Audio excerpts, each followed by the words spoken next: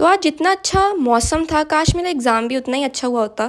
तो एग्ज़ाम का पैटर्न तो वही था, जैसे इस बार हमें एक सेक्शन आएगा बायो का, एक आएगा केमिस्ट्री का एंड एक फिज़िक्स का होगा। हमें इस बार एग्ज़ाम में भी ऐसे ही पैटर्न आया है। सबसे पहले सेक्शन ए हमें बायो का था, देन केमिस्ट्री का सेक्शन बी एंड लास्ट हमारा फिज़िक्स का था। तो वैसे तो बायो के एमसीक्यूज़ तो मैंने सारे अच्छे से कर लिए, बट जो ये वाला एमसीक्यू था, आई डोंट नो क्यों मुझे इसका कोई आइडिया नहीं था कि ये कहाँ से आया है। एंड पूरे पेपर में मुझे सबसे ज़्यादा ये वाले क्वेश्चन का रिग्रेट है, बिकॉज मैंने ना इसकी, अगर आप देखोगे ना, थोड़ी नंबरिंग में प्रॉब्लम है, लाइक 1 2 2 3 4। तो आई वॉज वेटिंग कि कोई आएगा नहीं, इसे करेक्ट करेगा, फिर एक बार मैं करूँगी। तो बाद में कोई आया ही नहीं, फिर मैंने सोचा कि चलो कोई बात नहीं, इसे खुद ही करेक्ट करके कर लेती हूँ। एंड मैंने सोच रखा था कि इसका आंसर बी करूँगी, बट लास्ट में मुझे क्या हुआ, मैंने ए कर दिया बिना कोई ऑप्शंस देखे। मुझे पता था इसका ऑप्शन बी है, मैंने सोच रखा था, बट स्टिल मैंने ए कर दिया। एंड घर आके मुझे याद आया कि नहीं, मैंने तो बी करना था। एंड बाकी सब फिर भी ठीक था, इतना बुरा नहीं था। ये तो बायो चल रहा था and after that section B आया हमारा केमिस्ट्री का।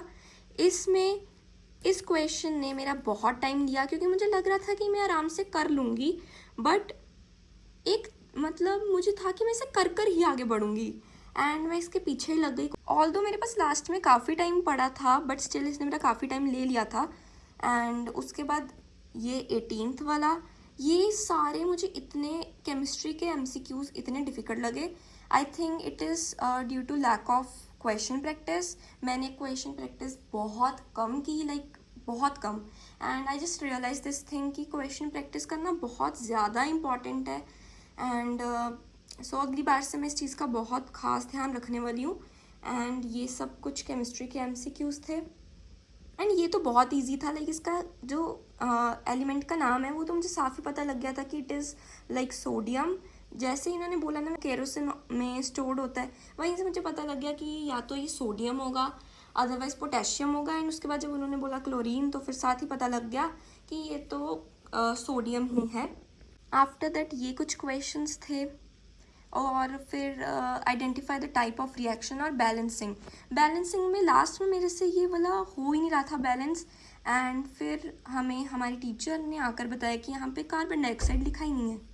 एंड उसके बाद मैंने फटाफट से बैलेंस कर लिया एंड बाकी भी ऐसे क्वेश्चंस आए और केमिस्ट्री का पोर्शन यहाँ पे ख़त्म हो गया। उसके बाद सेक्शन सी आया हमारा फिज़िक्स का एंड सबसे पहले हमें एमसीक्यूज़ आए and this one was very easy. ये तो देखते ही पता चल गया था कि इसमें पूछ क्या रही हैं एंड ये मैंने फटाफट कर लिया। आफ्टर दैट हमारे फिज़िक्स के पोर्शन में ये वाला क्वेश्चन आया।